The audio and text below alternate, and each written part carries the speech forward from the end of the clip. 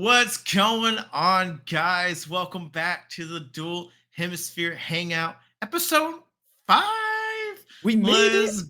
We It's made like a it. mini Oh, I milestone, isn't it? I 5. know it's like 5. You've actually been like dedicated to doing it almost consecutively for 5 weeks in a row. As you guys already know, my name is Luke. I am one of your hosts for the Dual Hemisphere Hangout, and obviously, I'm going to introduce my partner Jake. Go ahead and say hi to the people, man. Hello, everyone. Welcome back to the returning viewers, and welcome if you're new.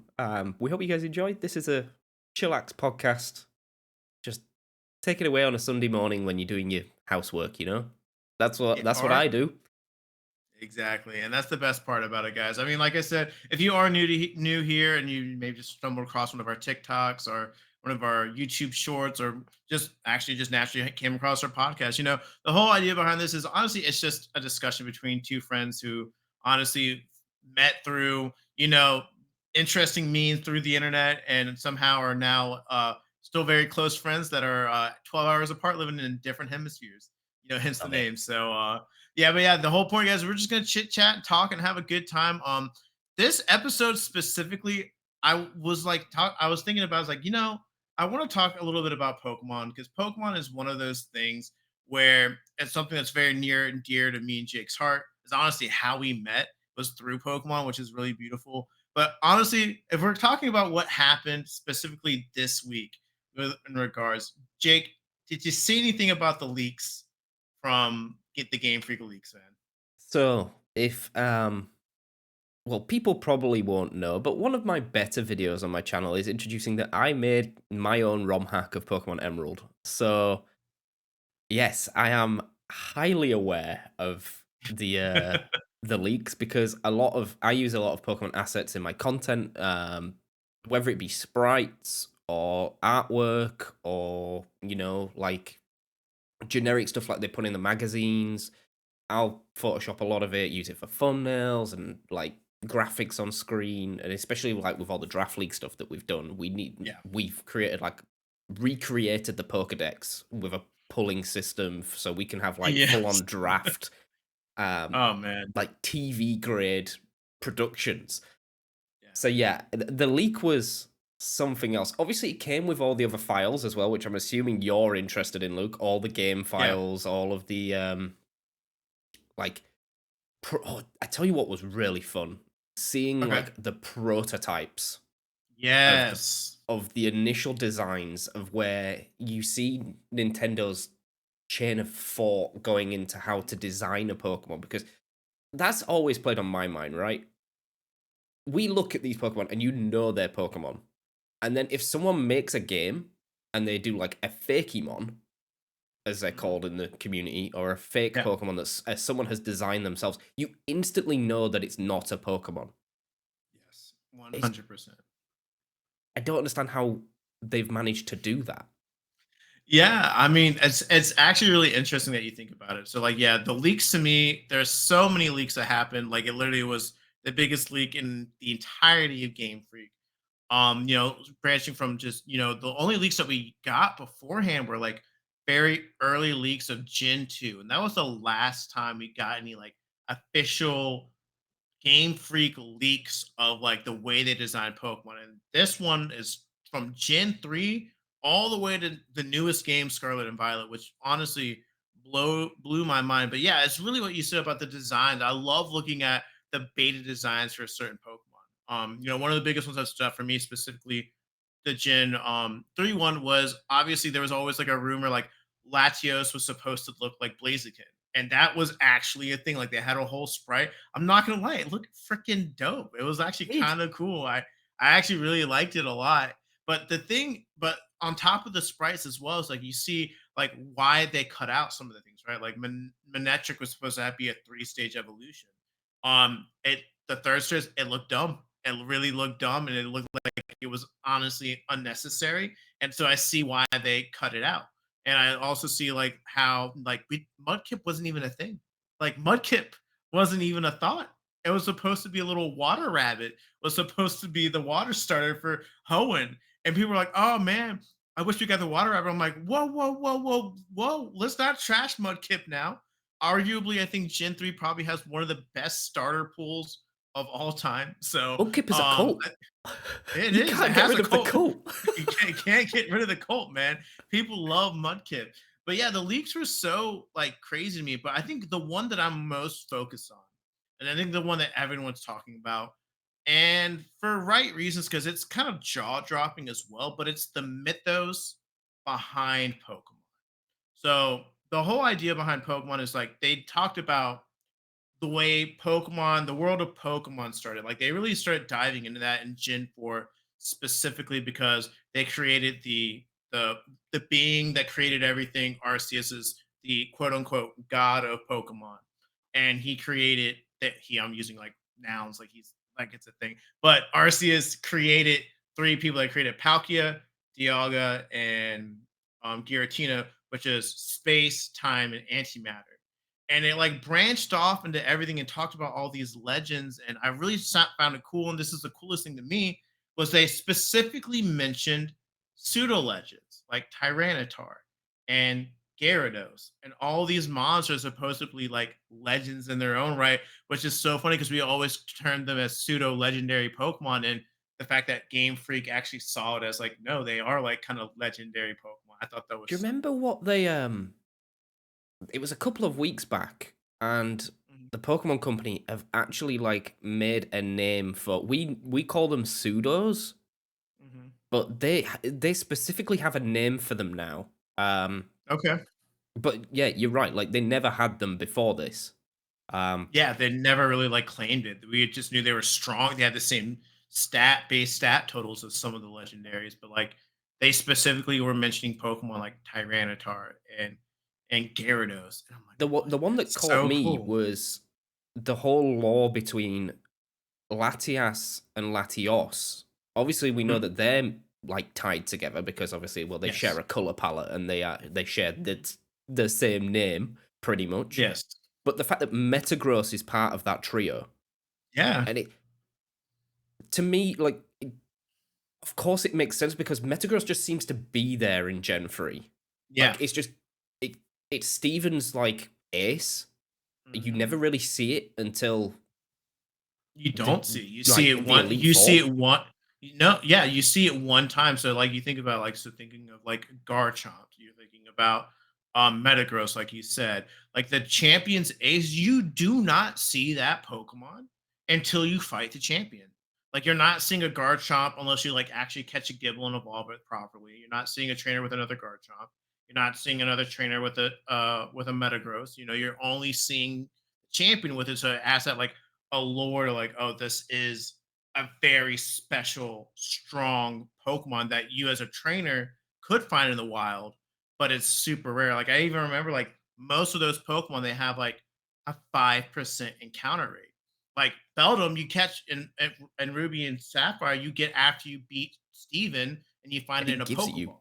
Yeah, he Yeah, just you leaves know, it in his house he and then with just a leaves note it in his saying, "Well house. done." Yeah, like you can't find it in the wild unless you grab like there's only technically one Beldum you can get. Obviously, you can breed it, but yeah, same thing with Garchomp. Like you don't like you could find a Gibble, but you have to go underground, find this one cave.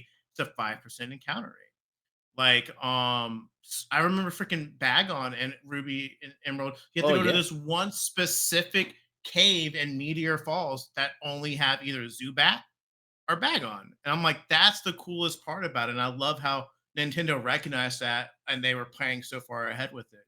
And then another one of the leaks, and I guess we can talk about it a little bit, but I'm not going to go into any great detail about anything.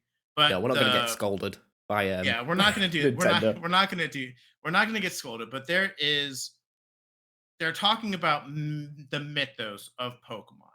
And I obviously it's not, these are just files that people were talking about. This is not like canon events that happen. The no, if it's not been stated by Nintendo, we're not going to talk about it canonized. But people are really like flabbergasted by like some of the things they were writing. And yes, take away the fact that they are Pokemon and they're creatures, and it's kind of weird, but it's mythology. Which, if you've ever read Greek mythology, Wild. it's very messed up and very wild. So when I was reading some of the leaks, I'm like, I don't like the fact that these are Pokemon doing these things, but I get where the mythology of it's coming from. They're taking inspiration from Greek mythology and mythology in general from it. And I just think it's just super well that people actually sit down and really think about like the entirety of Pokemon in general. Like it's not just a bunch of sprites, there's a whole revolving world about it. And I think it's so cool that we talk about like it's something that we can talk about as well because not a lot of people like get into the lore of Pokemon. I think that's probably some of the coolest stuff about Pokemon in general is Yeah, the when was the last lore. time you read a Dex entry? Granted, the Dex entries aren't as good as they used to be. They're not as good as they used to, but I will be fair. I have not read a Dex entry since I watched it like a Jay Witz video like 10 years ago when he talked about like the 10 creepy Pokedex entries. Like never. I've Yeah, never what is really it like read I think there's like the one I always laugh at is Dramper in Gen 7, Grandpa's. where it's like Yes. where he will find your bullies and he will burn their house to the ground. Yeah. Or you think Drifloon the is a connect spooky yeah, one where Driftloon. it steals children. Like, Phantom literally possesses children. They're just yeah. possessed children. I'm like, yes, it's crazy. Some of the like you can find some really interesting stuff in there, but I really think the leaks are really cool.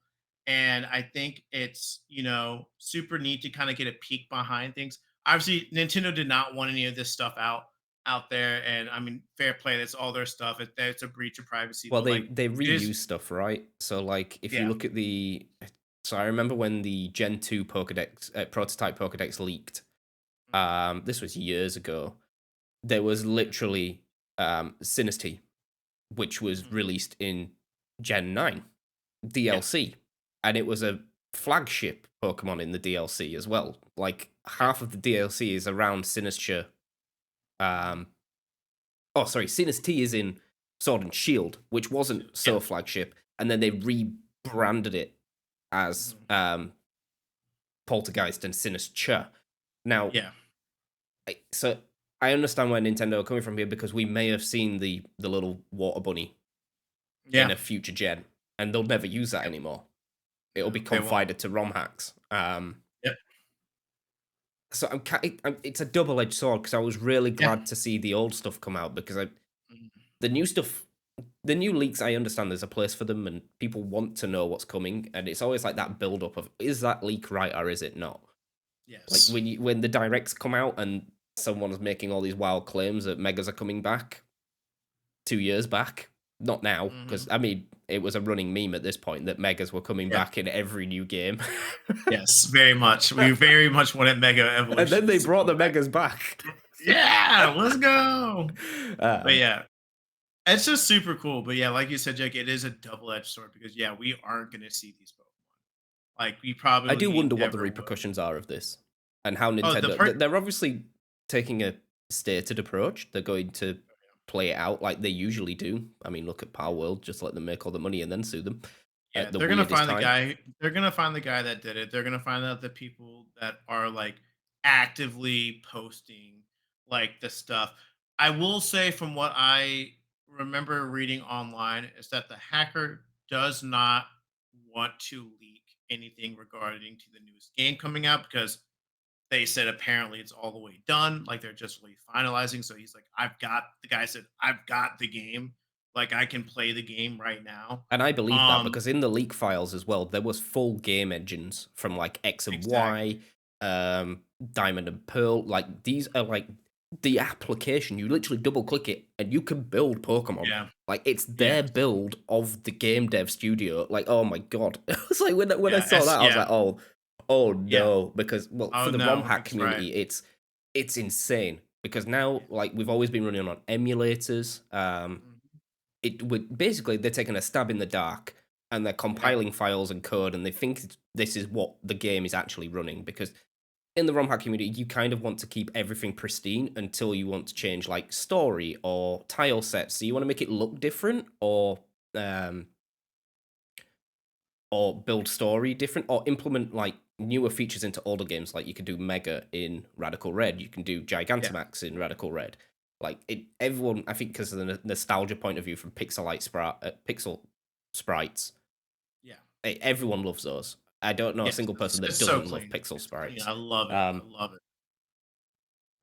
but yeah, it's kind of lost my train of thought of where I was going. But you want to keep everything pristine.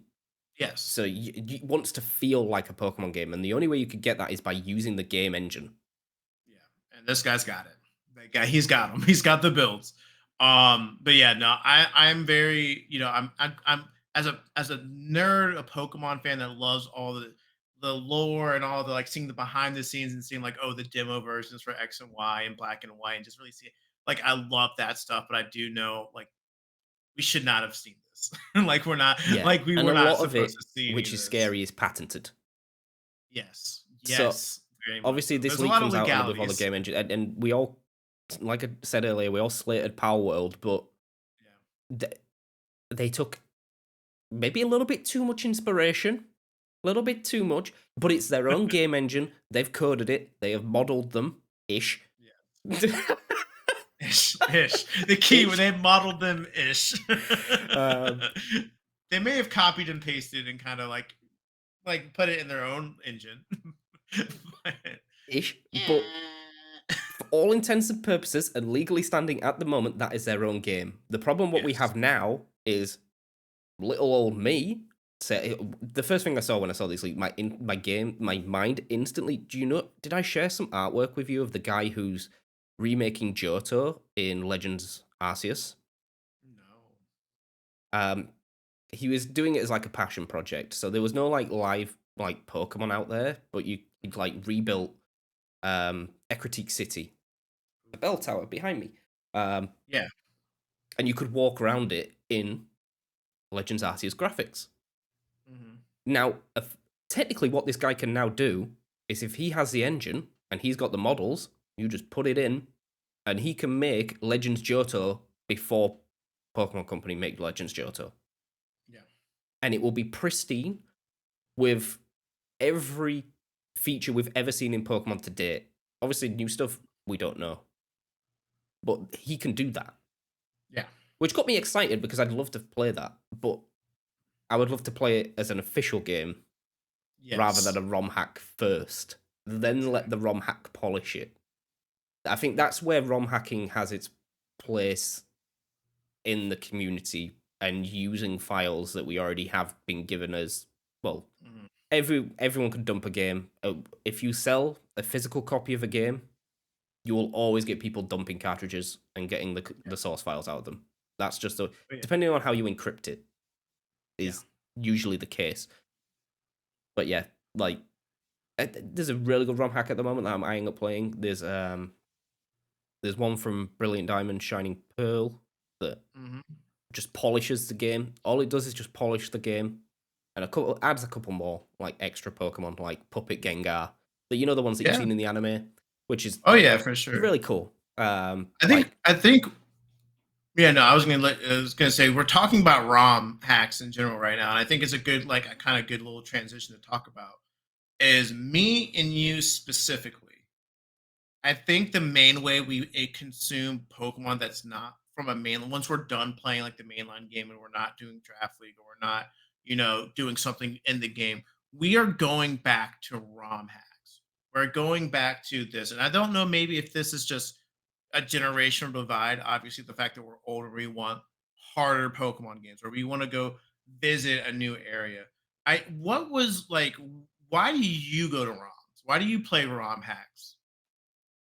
so, I think initially it's the freedom of being like doing randomizers or literally being able to edit the Yeah. files. So it's like, Mhm. or I don't know, it's really fun to play through with randomized abilities. So you don't realize how much an ability can change a Pokemon until you get a Oh, huge yeah. power Weedle. Shoots power Weedle. Like it's just a um, buff. I just imagine Weedle with two buff arms going. "Grrr." but I really struggle with the like the spin-offs with ROM hacks if they go too far away from the original. Like I think a good example of not going far and doing it like as a perfect balance and trying to maintain that like Pokemon experience, because that's why you're playing Pokemon, right? You want to play Pokemon. You don't want to play some just wildly different game that just has Pokemon in it. Pokemon Insurgents is Yes. hands down the best ROM hack in my opinion of all time. 10 Okay. out of 10 story. 10 out of 10 game development.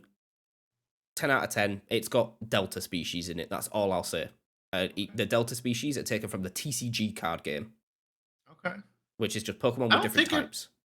I honestly don't think I've played Insurgents. I've seen Insurgents, so that's the thing. Since I haven't played it, I would take what you just said, and I would say Pokemon Unbound does it the best. Unbound. I Yeah, think I think it's the same developer. It's the same Yeah, creator. I think like you said, I think it's Pokemon at its core, and they just add little things to it, right? Like there's like a more different story element aligned with it. There's like little side quests you can do. The game's a little bit overall a little bit harder. The gen like I think that's what it is. As long as it's still the core of Pokemon, I'm great with it. But then, like, I think about these other spin-offs where, like, oh, Pokemon, like my gym, when you're the gym leader, like that's not it for me. Like, it's not like it's cool, like to try for like an hour. Like, oh, you're a gym leader, and these guys challenge you for a little. Like, that's cool. Or what is it? Pokemon Rogue, like the Emerald Oh, Rogue series. Rogue. Yeah. Yeah, I think like that's cool, but it's just not my cup of tea because it's not as Pokemon, like you said, but it's not really Pokemon. Like it's got Pokemon elements to it, but it's not Pokemon. And I'm like, I don't like it. I don't know what it is, but it's just something about just I like the freedom, like you said. I like the fact that I can go load up Heart Gold Soul Silver Chronicles, which is one of my favorite ROMs. And it's just a retelling of Johto, but there's newer, you can catch all the Pokemon in there.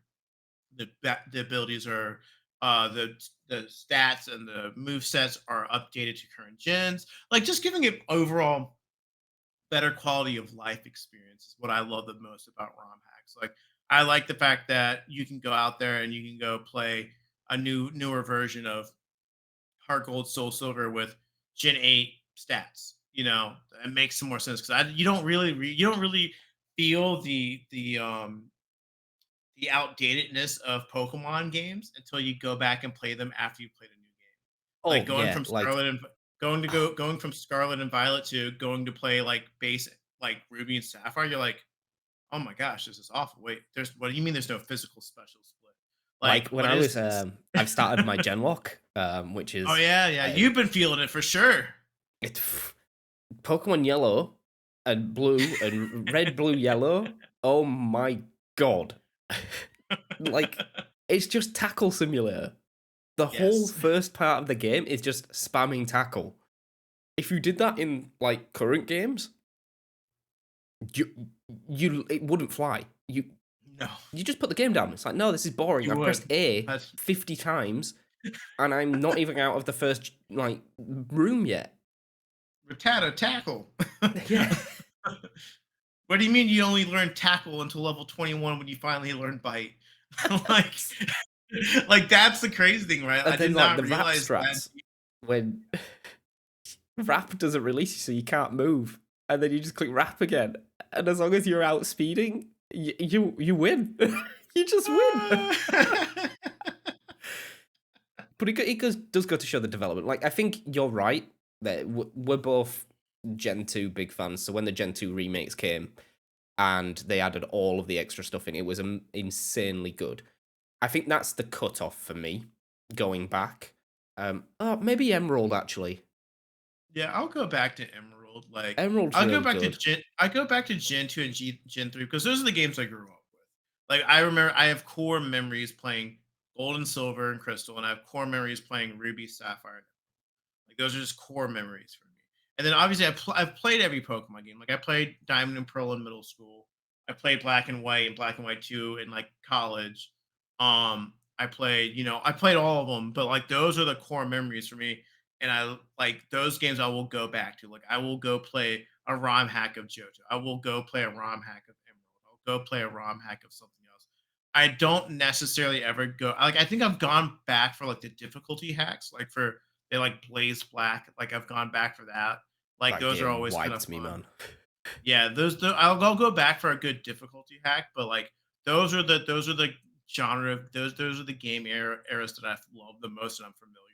That's where I'm at. Those are my favorite games, and yeah. Yeah, I mean, so I do hope that eventually people will move on from Radical Red. And I'm a little what tired is of it, Radical Red. I won't Poke lie. Emerald? Yeah. Um, Rogue and all I Emerald or want to whatever see it is is. I want to see the developers of. The problem is Radical Red is just so finely polished, and it has everything you would Yes. ever need. It's just I Mhm. just want it to be in a different game.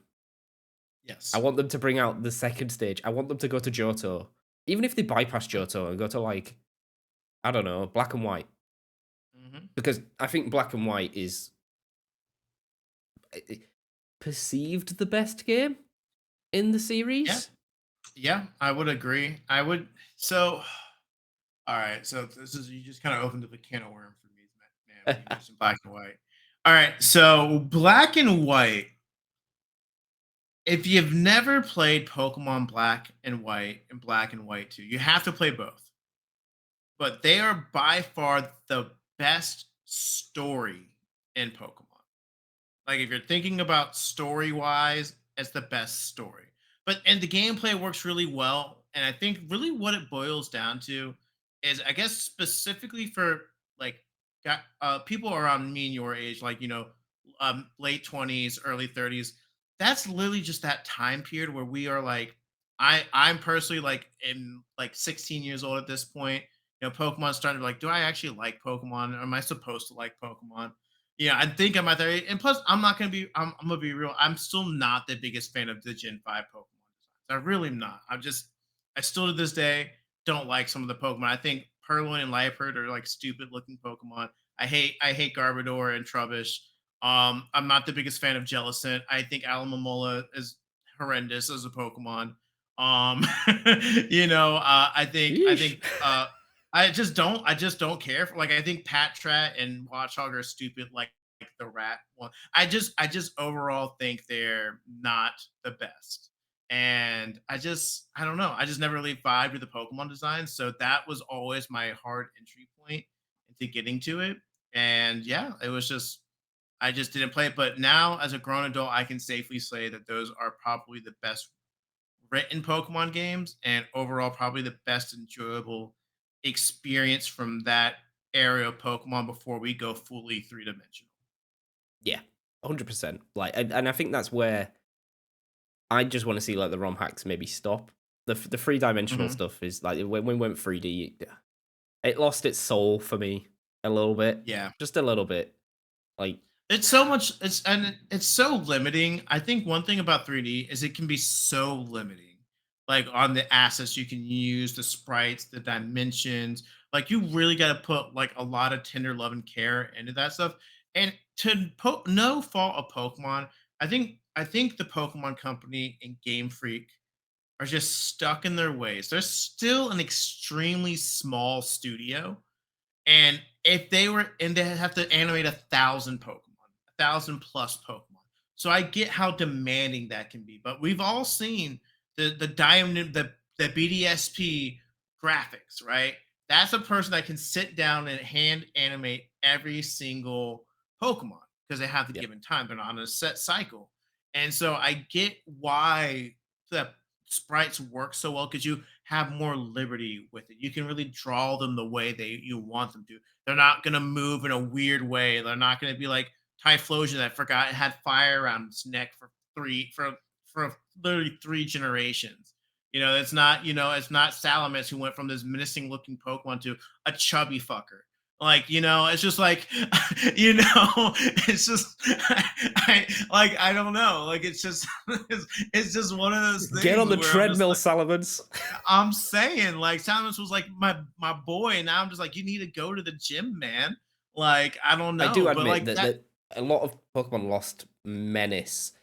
One for yeah, me is the Gyarados sprite from Gen 1 in Pokemon Yellow. You know the one that like it swirls because obviously yeah, they had a box, like a tiny yes, box where they have to fit a sprite in. And obviously yes, Gyarados is a long snake.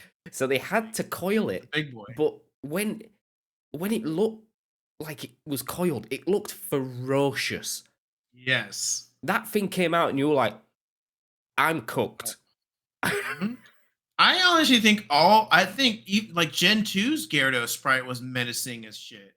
Like Yeah. it's just like pop. It's just like done. Like, and even Gen 3's Gyarados, like honestly, a lot of Gyarados' sprites were pretty hard. I'm not gonna lie, they were really cool. But yeah, I think that's the benefit of, of sprites. Like you can really give Pokemon more of a personality with artwork, just in general. When you're not doing like animation and sprite, you can really give you can draw the emotions and to make the Pokemon seem more menacing, and you can make them look great without having to make them move their body. So I don't know. I mean, we're obviously never going to go back to pixel Pokemon. We never are. We're always going to be in the The 3D ROM hackers will world. keep it alive. I Yes, it can now will. like Pokemon. I mean, I maybe said I want them to. I do want them to carry on. I just want. I'm being the typical Pokemon fan, and I need to stop of just asking for more.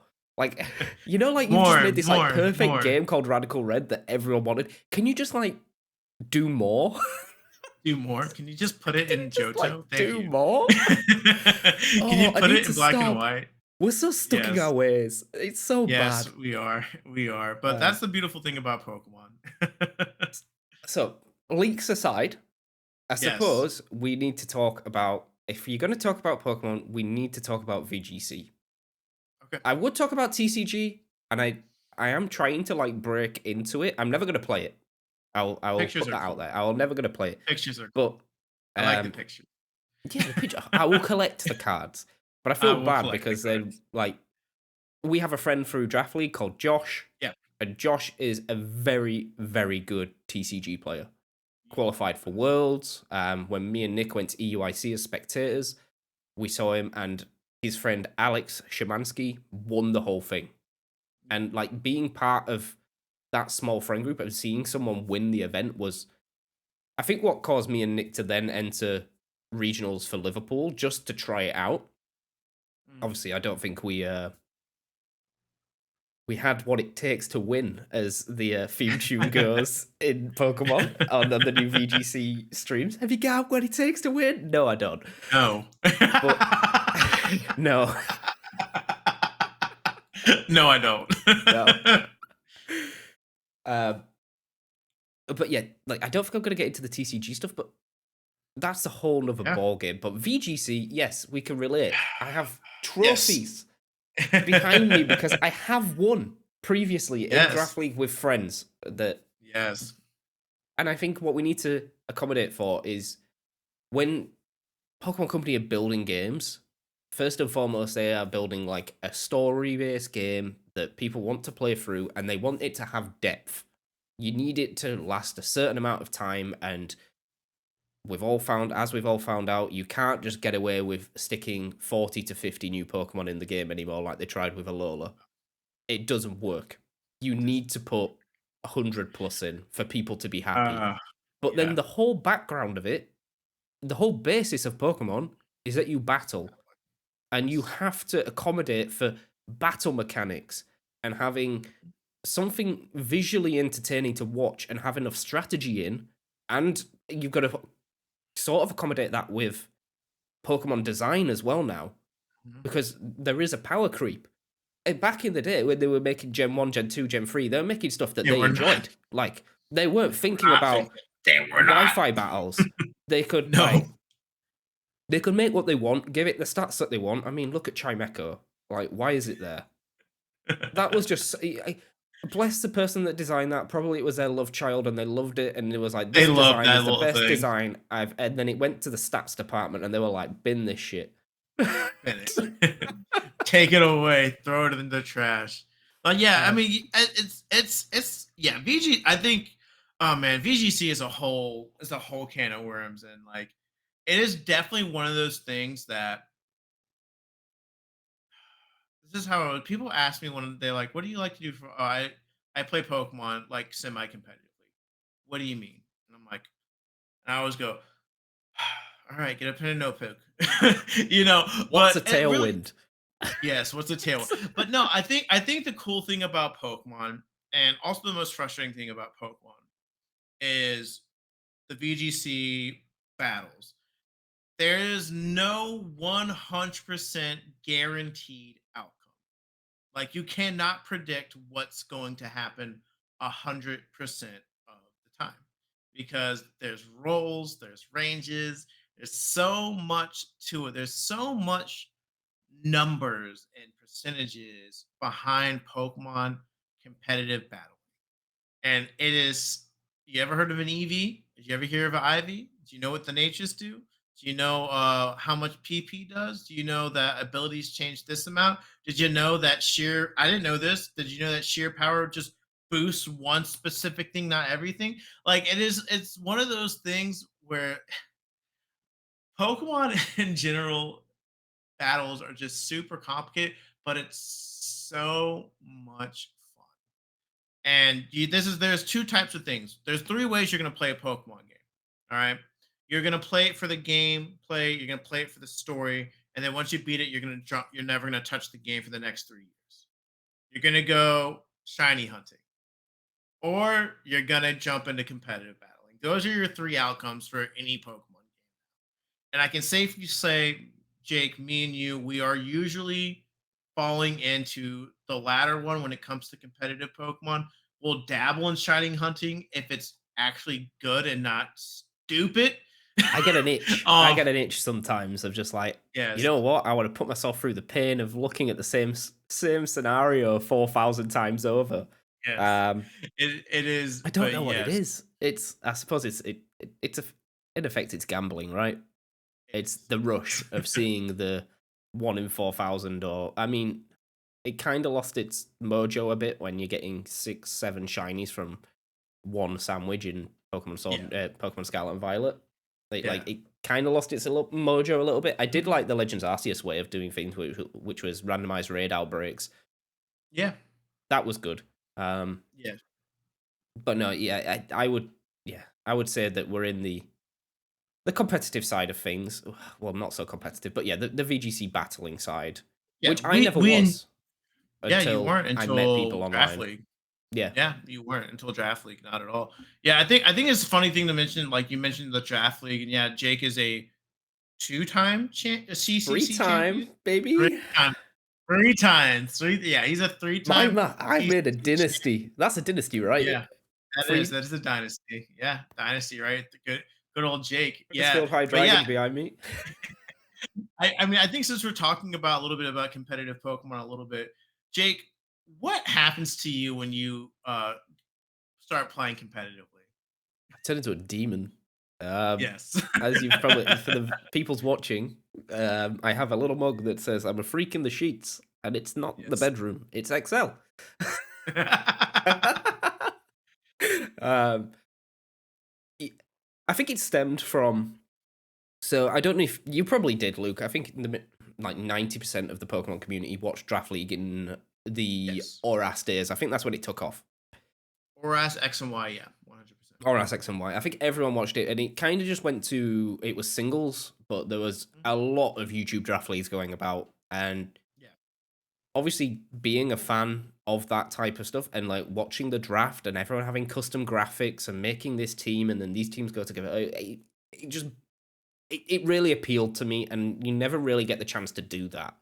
Especially if you don't embed yourself in the community. It wasn't easy back then. There wasn't like a Discord where you could just join servers. There wasn't like people that were hosting this type of thing. It just it wasn't available. No. Pardon me. Sorry, I drank too much water and now it's stuck in my throat. um, so when we got the opportunity to do it, I was like, yeah, hell for leather, let's go for it. And funny enough, I wasn't going to play in season 1 of the Critical Continental Cup, which is mine and Sebastian's love child, which then got a bit too big, so we inherited Luke and Nick to come and help us run the thing because it was so hard. Yes. I wasn't going to play it. I was graphics man. Yeah. I just I remember enjoyed that. making logos, and I have a Mhm. lovely logo showcase which has got, ugh, I made 50. I mean, we could get them up and Yeah. have a look, right? While we're Yeah. talking. So I kind of turned into a bit of a demon. Yeah. You It's definitely did. so I have an affinity for maths, not Mhm. mental maths or mental arithmetic, and just it's more how do you like term it? Like calculations and strategy. I would say, Jake, you are the person that will test till you're absolutely sure that you know what you're clicking is doing exactly what you want it to do. And I think it's just you're determined to know you don't want any unpredictable outcomes. You always said, I'm clicking this move and I know what's gonna do when I see this thing happen because you just always were testing. You were testing, testing, testing. I remember the first major win I won is because me and you stayed in freaking Pokemon Showdown for 3 hours. And you're like, when you see this, you're gonna click this because this does this, and then if they do this, you're gonna do this. And I'm like, and this is what you go through in your brain the whole time and I stuff. suppose I'm a click. it's similar. What I always coin it is when people ask, um, like, why do you play? What is like? It's Pokemon. It's a kids game. No, it's highly elevated chess Yes, it's like with 4D chess with another D dimension that's not quite the fifth dimension. the stuff you can't see going on in the background, the moves that you can't encounter. So, for the people that are watching, these are like the graphics that I've done over the years. We've had a vast array of teams. I think we at one point we got up to 24 teams in the CCC, which was insane. The amount of people, like, Oof. imagine trying to coordinate your friend group. Usually, friend groups are like what 4 or 5 people. Yeah, usually. Like, you ask them to go for, like, you say, "Oh, yo, Saturday, let's go get steak."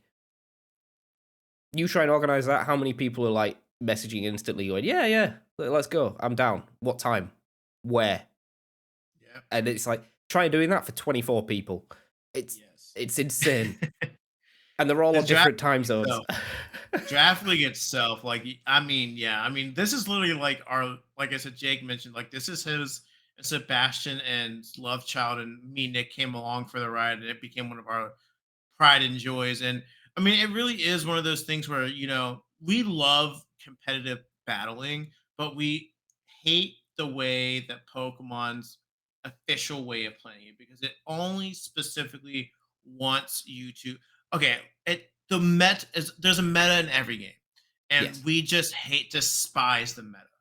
And that's what Draft League does. It makes you pick Pokemon that are not in the meta and makes them work, right? Like we've seen Lord, we've let's think. One of my favorite Pokemon of all time now is Executor, like just I love that basic thing. Antonian Executor, and it was my favorite Pokemon I used in a Sun team that had a Charizard that had every a Ninetales, and that was the head of the team was the Executor, good old Clive. Jake Dive. had I mean, Lord, I mean, Jake, what was one of your like favorite? You had Bruce, you had Wayne, you had Wayne a I Crobat, like have so a fat I bat. think what Draft League allows you to do is almost like develop like a character. And that's the way I saw my teams. I wouldn't pick um meta mons. I would never really pick something that was like hardcore meta, like you see, like we've done Scarlet and Violet, and so we were in the area of era of Sword and Shield. So I'm not picking like Yes. Psychic Terrain, Psychic Surge spam. I'm not picking Sand teams. I'm picking weird and wonderful stuff that would never get used on the VGC scene, and it lets you like develop a character. Like you are the coach of this team, and obviously you've got to give them like really weird names, like Wayne and Bruce, and because Yes. when you scream, you want to resonate with them. Yeah. So it's like Like a connection. You almost it's kind of like running a Nuzlocke. You kind of have like a connection to the Pokemon on your team. Like Clive, like I love Clive. Like I literally every time when I see an Executor now, I'm just like, oh yeah, look, it's Clive. Like we know what Clive is, and like if you were to say like just the five of us, we would get that. No one else would get that. Like no one understands that that's Clive. Like when you see an Executor on the screen, that's Clive. When you see freaking the Crobat, you know that's Wayne. You know, you have these connections with Pokemon, and that's the beautiful thing about Draft League. It's like while it can be extremely competitive at times, like in the sense of like we want to win and we're gonna put in the work to make it win. But it's also fun. You get to see Pokemon you'd never in a million years get to see. I mean, let's have a look at some we teams. all I've got some teams, right? pull some So teams up. Yeah. um being the owner of the Draft League, we've had 5 seasons. And of that 5 seasons, I have all the data from every game, every team, every result. Oh my Um, goodness. so this was the standings of season one. Oof, season And one. not my your boy favorite show. Luke, 3 and 4, not doing too hot. We don't wanna talk Uh, about season hey, look, season 1. your boy Jake, 3 and 4 in regular season. You can't see it because I'm in the way. Let me turn my camera off. Um, 3 and 4, not hot. Yeah. But your boy went and won it. Yeah, he I did. did the run. So if we Yeah, want to see I like one of forgot Luke's I team, forgot about that I forgot about that season because that season, I remember I was so miffed by the way it worked out. Yeah, that season, the ace on the team was the Primarina. The Primarina was the G of the team. Like and trust me, before I had this team, I hated Primarina. I hated this the way it looked. I thought it was stupid. I thought it looked dumb. I'm like, I hate this thing, and it learned out to be one of my favorite Pokemon ever. And lo and behold, someone by the name of Jack took it for season 2 and took it to oh, he went extremely on a amazing. rampage with it. Yeah. Freaking Calgon! So Ah, as you as so season 1 was when I burst onto the scene. Never done VGC battling before in my life. I went all the way to the finals and won the goddamn thing, which was insane. And I had a couple of Pokemon that literally carried me on their back. Season 1, renowned highlights: Calgon, the Rotom Wash. I have always had an affinity to Rotom Wash. I think it's hilarious. It's the best Pokemon ever for me. it's, it's the Um, best Rotom. Bruce, as Luke mentioned earlier, Crobat, insanely good Pokemon. Like, insanely good. Loved every second of using that. But I mean, if we go to the finals, because I think it's the finals where people Hmm. really resonate with a team. This is my Yeah, finals team the plus a Claydol freaking behind me. freaking No one Ragdoll. cares about the Claydol. Um, Grimmsnarl, Entei, Crobat, and Rotom Wash. And then the Sceptile. I can't knock the Sceptile. I got that thing and it literally won me the trophy. Yes, it did. That Sceptile was No, insane. yeah. No, that's so wild to me because I'm like, "Oh, what a blast of the past." And that's kind of like what we're talking about. Like that's why we like competitive Pokemon. That's why we still turn on the regionals and the world championships when we come in there. We still love the way Pokemon battles work out, which I know we can kind of relate it back to when we were talking about ROMs. We go back to these ROMs because we want to play Pokemon. We want to play Pokemon in a way that we just aren't clicking A and are expecting the AI to be like, oh, I'm just gonna sit here and just let you do that thing, right? And that's why I love competitive Pokemon. That's why I've always loved Draft League. That's why I love watching competitive Pokemon. And when I get bored, that's why I love hopping on the ladder, working a team out. And the CCC, man, it was a beautiful thing. It still is a very beautiful thing.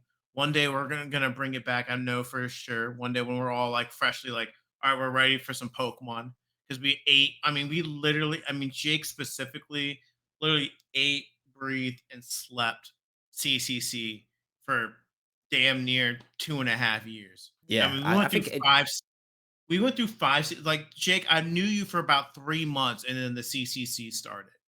Like, and Yeah, that's it, that's I mean, and that's the beautiful thing about it. Like, that's how much the CCC meant to us. That's how much effort we put into it. I will tell you to this moment, God, we had the best, most well-run draft league from top to bottom in an era where draft league was not a prominent thing you were seeing on you know basic content creation. yeah. We picked up draft league when draft league was dying. Like it was pretty much dead in the water. Like there was no one posting draft league content. Because that's when VGC finally started picking up again. VGC took off in Sword and Shield, and that's what everyone was playing because VGC was never super big until about Sword. Like it was always big, but it was never super big until really Sword and Shield, where people were starting to get into it a lot more. Oh, you weren't Um, seeing 1,000 plus regionals in VGC. yeah, Maybe in TCG, they were yeah, getting 800 competitors, but never the numbers that they're getting yeah. now. Obviously, quality of Pokemon, life changes has made it easier. yeah. Pokemon VGC, a little history lesson from the historian. Started back in Diamond and Pro was one of the first. Platinum was one of the first ever VGC formats, and then it went into Black and White 2, which is when I first hopped in. That was a whole different breed of competitive Pokemon, was Black and White. And then it finally started shifting into, I will say, maybe more of a mainstream right around X and Y. And Oras was when it started getting a little bit bigger. And then Sun and Moon happened and it started getting even bigger. And then once the Switch came out, and the Switch sold 1,000,000,001 copies of that console. And the only Pokemon game you could play was not Scarlet, Sword and Sword Shield. and Shield, and everyone had Sword and Shield, and that's why it just took off. And that's why when we got into it, we're like, no one was doing draft content because everyone was having so much fun with the VGC because they made it so. And this is good on the Pokemon company for doing it. They have made playing competitive Pokemon so much more accessible than it has ever been before. Like Well, the now to fact the that you can point where just go on a website now, type in just 6 letters and numbers, and have a fully rental competitive team ready to go on the ladder that can win tournaments yeah, is that's it. insane. That's all you do. Yeah, like there's no more battling 252 Patrats for one freaking HP EV like I used to do back in the day. Like, guys, EV training back in the day was a grind, man. Breeding, like, talk to Nick. Nick used to have to breed for specific abilities. Like, it was, we still had to do that in Scarlet and Violet. Like, when people, I mean, Sword and Shield, people we're so dead set on like, oh, I'm gonna do it the right way. We're like, no, don't do it the right way. It's too much. just, Dr- just, just, just yeah, type it in Draft League the was computer search and just especially do when it. you're having to Do make a not different team every week. every week. Yeah, You can't. You can't. There's a region. There's a reason why regionals are like spaced 2 to 3 months apart, because that's usually how long it would take to build, test. Because don't forget, if you go in online battling and you've battled 252 Patrats and you've got 252 HP, and then you decide that you need to take some HP out and put it in speed, it's like, you gotta go well, find some berries. yeah, now you got to grind the berries back down. It's like, Yeah, it's and Pokemon have it, become so it's so generational, and everyone wants everything out of it, and it's just so hard for them. I do not envy anyone that works for that company. Jake, I don't know why I just thought about EV train. Back in X and Y, you know how you have the EV train back in X and Y? You would do the freaking tapping, you would punch the inflatable Pokemon to get EVs. I would be grinding, punching out like Charizard balloon things to get special attack EVs for hours on hours end. I had to play a mini game for EV training for my Pokemon. And then These God kids bless don't you. know what they're You had to given. you had to get a 6 IV Ditto and Oh, pray. It was foreign, and then pray that they passed on at least 5 AEVs because you need at least IVs at 31. And you're like, oh, I hope it's not. Oh, I got my 5. Oh, wait, I didn't get any attack IVs. Time to grind it out again. Let me get the Destiny Knot. Nah. it, it is It funny was because like with nightmare all these fuel. items that you would just never use ever, they all have a Uh, purpose. Everything that is coded into that game has some sort of purpose, which is like you bat your eyelids at it, and it's just we take it for granted now. You kids don't know yeah. what it was like back in the day. You guys just type in XYZT658 and you got a freaking perfectly trained team ready to climb ladder. Oh my gosh, that So I was think we've covered that's the amazing. majority of what Pokemon can offer, barring personal favorites. Yes. We cannot talk about this game, which has so much personality, without going through a couple of like. Let's just do it quick fire. I'll ask you some questions, Okay. Luke. Yeah, I'll ask you some. You put gotcha. Nick in my head when you started talking about the breeding. I was like, Oh, oh my oh, god. Nick. Oh, Nick. Well, uh, when Nick gets on this, we'll talk about it. We'll definitely talk about the breeding. uh, First up, favorite Pokemon. Go. Charizard. Damn. It's always All Charizard, right, all man. It's right. always Okay, I Charizard. know you said quick. I'm gonna time you out just to explain this. All right. Listen, guys. I get it. I get Charizard is like the most basic dude pick of all time. I get it. But you got to remember, I grew up with Pokemon Red. I grew up with Ash's Charizard, who was a douchebag for the majority of the anime, and then he became one of his strongest Pokemon. Like I have an affinity for Charizard. It's always been my favorite. I think it's the coolest. I I know people hate him because he gets all this fun stuff, but you know what?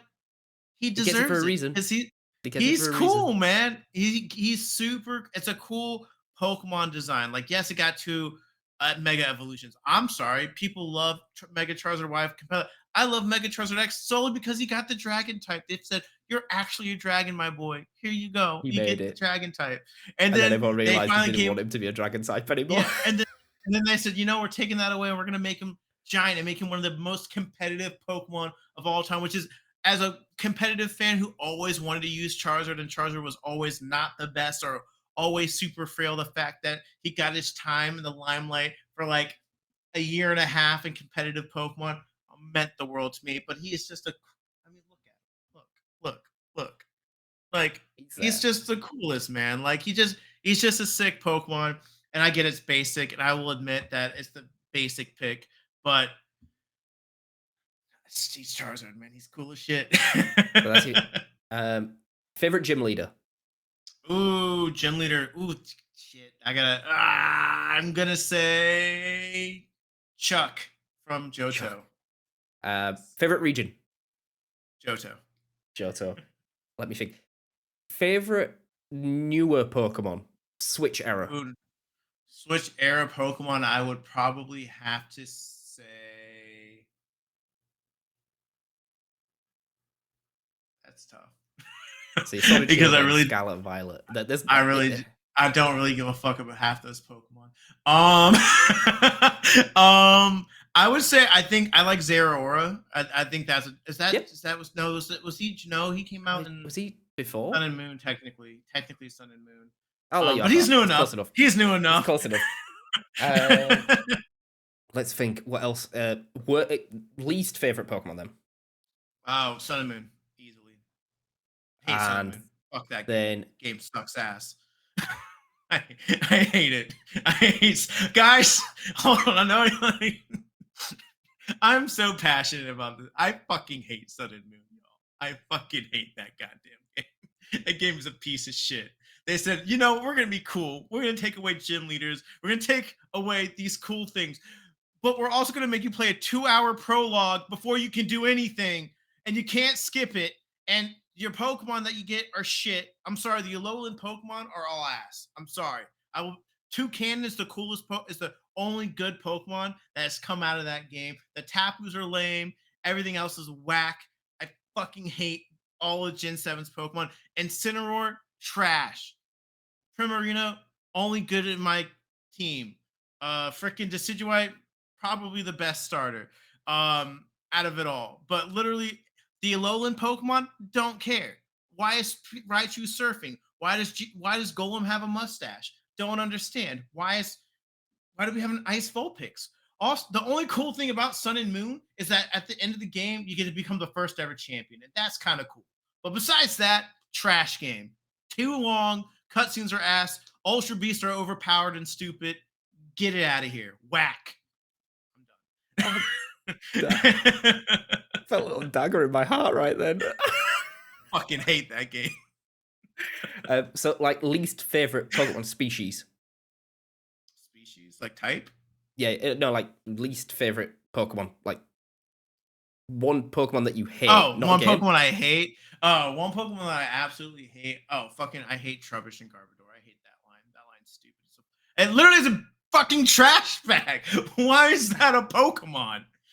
And then I suppose let's wrap it up. Favorite type? Fire. Fire. So I'll run through, I guess, a Yes, couple go of ahead, mine. Jake. Be a little bit passionate. You got to be passionate about it, man. You got to have two Gotta hot give it some takes. You got to oomph. defend. Give me some So- oomph, man. Favorite Pokemon is my boy Hydreigon. It has to Dope be. Pokemon. That design is A tier, man. That came in Sick. and like the Dex entry, it's like a destruction. It's just pure destruction. It's a destruction Pokemon. It comes in, wrecks absolutely everything. Absolutely love that. And then I would say probably like least favorite Pokemon is probably Milotic. Why? Big call. Ball ache to get, ball ache to play against, and then when I Get use it. it, it gets no code. Fair enough. Fair enough. Yeah, no, can't stand My it. logic. Cannot stand Fuck it. it.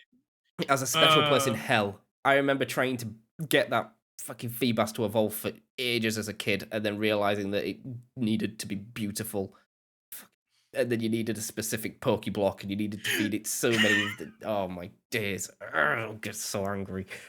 I don't know how long I sat there in Sapphire trying to get a Milotic. I was like, how the hell do you get finding this that one Pokemon? spot when you're waiting for this fucking Feebas to catch. Oh, Uh, Favorite game is Johto, like by far. Like honestly, it's short second for me is Sun and Moon. I love that game. I absolutely. All right. Why do you? Okay, okay. You gotta like since I gave such the hard take of why I hate it. Why do you like Sun and Moon? Sun Give and me a. Moon for me is it was different. I Okay. enjoyed the trials. I think gyms had become a bit stale or not hard enough. And what Sun and Moon hid underneath the surface of all the gimmicks was on the base one of the hardest games to play since was it Black and White that introduced the difficulty mode. Yeah. Okay. So under the surface, it is probably one of the hardest Pokemon games that I think in the Nuzlocke community, as I believe I'm a part of. Ultra Sun, Yeah. Ultra Moon is the hardest game to Nuzlocke in the Pokemon series. Yeah. Fair enough. You Okay. Let me clarify. Let me clarify one that point for poor. I like Ultra Sun and Ultra Moon. I think Ultra Sun and Ultra Moon fixed a lot of Sun and Moon's problems. I just don't like Sun and Moon. I just the don't. problem it had, I agree, was cutscene length. Cutscenes were horrendously bad in that game, and they learned from it. I think they tried so hard on the storyline of it because they had an amazing concept. But I love Alolan Golem, garbage. Fair enough. Alolan Ninetales, beautiful. Love that design. Like you said, Toucannon, Kamala, Mimikyu. I could go on. Vikavolt, Komodo, all banging Pokemon designs, like natural Pokemon design. I feel like they took it back to animals. Alolan Executor, man. Long neck, banging Pokemon.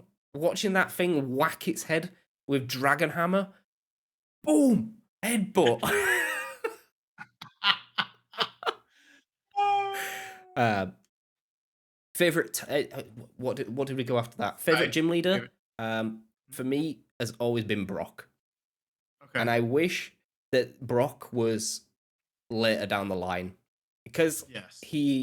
I get like it's in the anime like Brock and Misty are like Ash's companions, Yeah. and that's what they kind of have to put them at the start because that's when you see them, and that's I would have loved to have seen Brock as like a gym mate. Yeah. That like also like Lieutenant Surge as well. The, they look like powerhouses. Like Yeah. they look like they're meant to mean business. Mhm. Um, what else did we say? Favorite typing is probably Yeah. Dark. I have a massive affinity to Dark. Whatever I end up team building is just like a full team of Dark Pokemon: Hydreigon, Okay. Murkrow, Honchkrow, Sneasel. I love the lot of them. Darks are cool. Dark would probably be my second type. Favorite type if I had to pick one. Second type, if I had to pick one, is probably Ghost.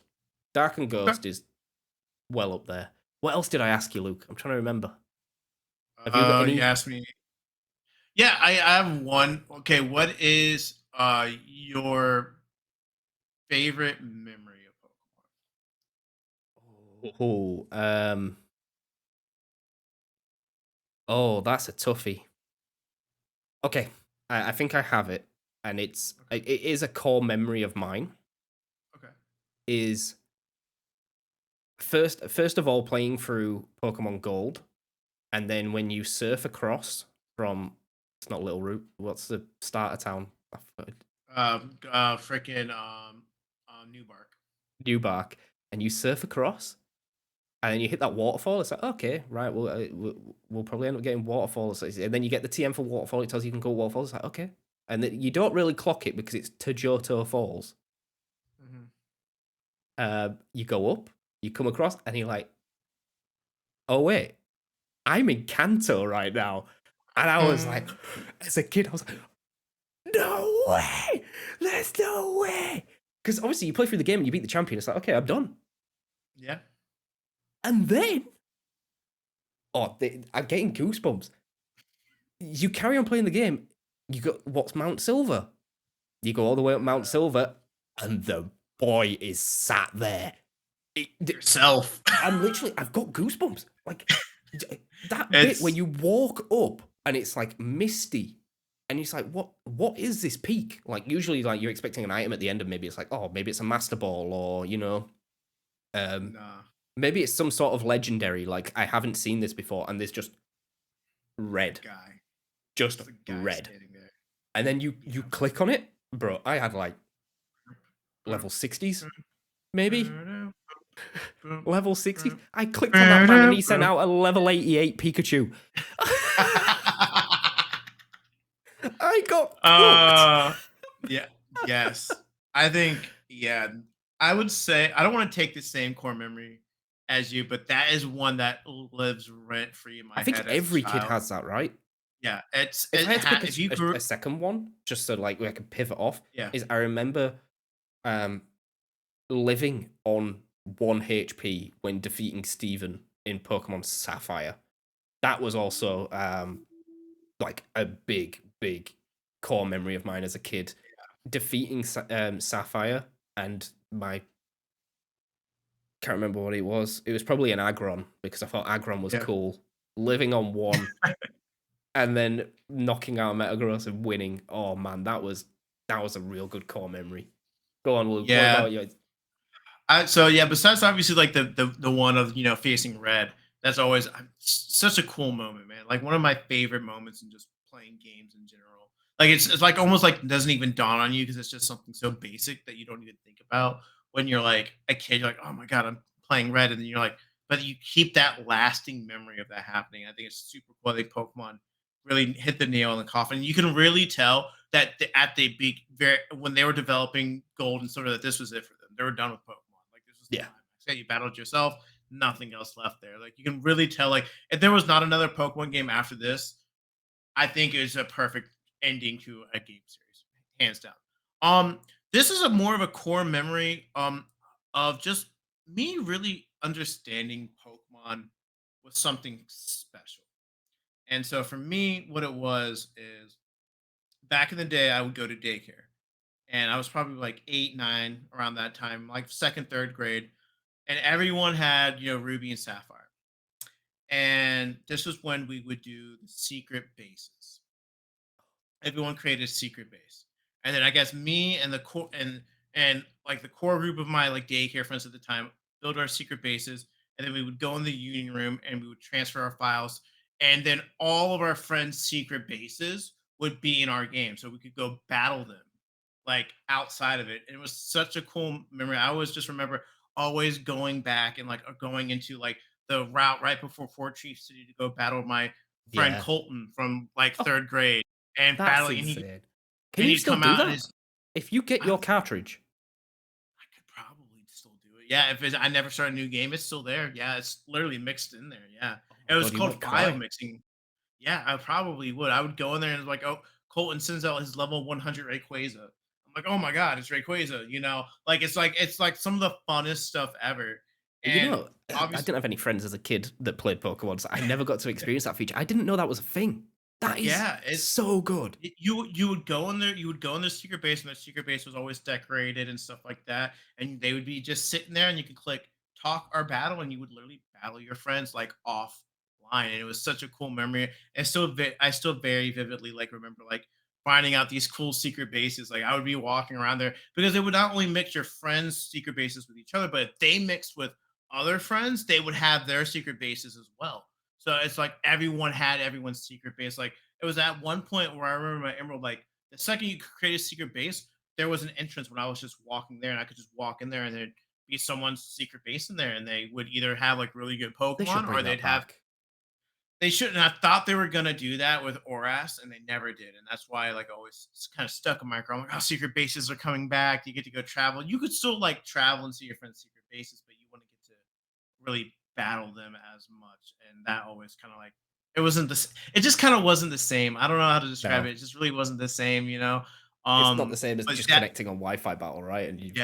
Yeah, it's not the same. Like, it really just you're just in a car ride and you bump into your childhood friend's secret base. You're like, "Oh my gosh, that's where his secret base was? Oh my gosh, he's got all the Reggies and Alaxios. Oh my gosh."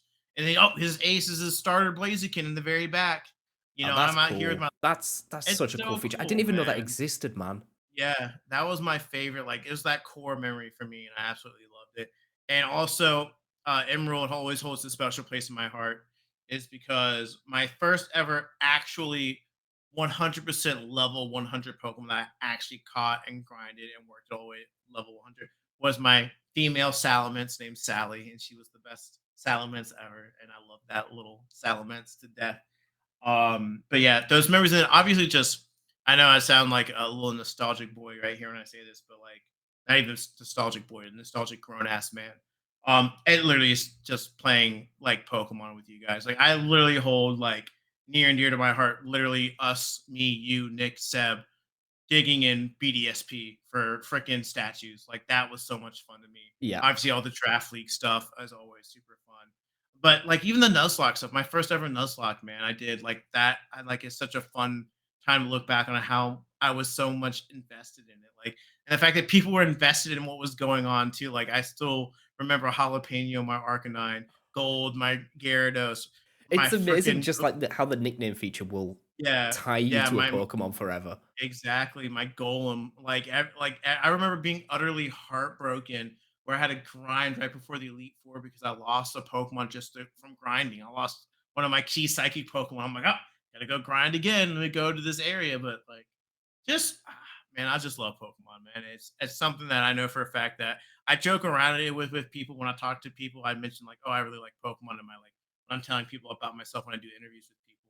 I'm like, yeah, I'm definitely gonna be that guy who's sitting in his recliner at 80 years old playing the newest Pokemon game, and I'm gonna have the biggest smile on my face the entire time because that's just Pokemon is just my inner child being happy, and I love it. It's a special game, man. And that's why it's my favorite game And series it's of all time. honestly, we've gone over an hour. We could go for 6. Like we could Yes, sit we here could. and go for 6. But Oh my I think goodness.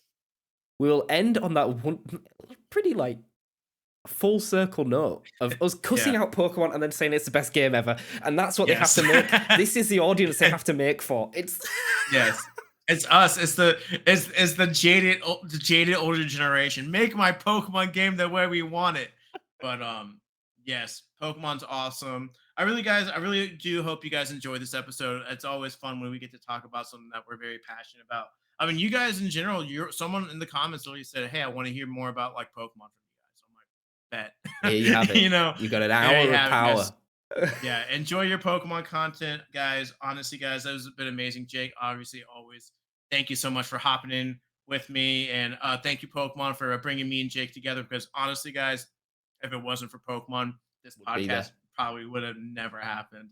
But until next time, guys, y'all have an amazing week, and yeah, definitely check us out on the social media channels, and we will see you guys for episode 6. All right, bye Bye bye. bye.